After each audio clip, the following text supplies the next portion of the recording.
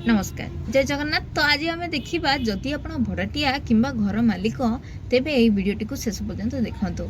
एबे भारत में आमर नुआ रेंट एग्रीमेंट एक्ट बा रूल 2025 आसी जाइए। तो से कौन हो कि आपण जेबे कौन लोक को भड़ा दियंती तेबे आपण सही भड़ा एग्रीमेंट को आपण रिटन भाव में लिखा बाध्यतामूलक।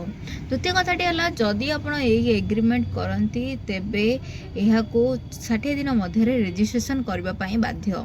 तृतीय कथाटी है एबे आपण डिजिटाली रेजिस्ट्रेशन करें। चतुर्थ कथाटी है जदि आप एग्रीमेंट करती किंतु ताको रेजिस्ट्रेशन करती नहीं तेबे ताहा लीगली वैलिड हो पारिबो नहीं एवं आपण को फाइन मध्य देबाको पड़ी पारे।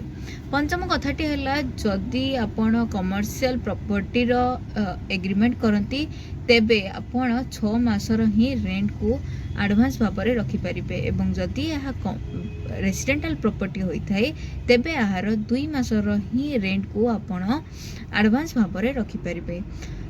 षष्ठ कथाटी है जदि आपण एही भली केबे मध्य भड़ा दियंती एवं आपण भड़ाटी को बढ़ाइबा चाहती तेबे आपण वर्षरे थरे ही सही भड़ाटी को बढ़ाई पारिबे एवं एही भड़ाटी बढ़ाइबा पूर्व आपण को 90 दिन पूर्व सही भड़ाटिया को रिटर्न भाव में नोटिस देवा आवश्यक।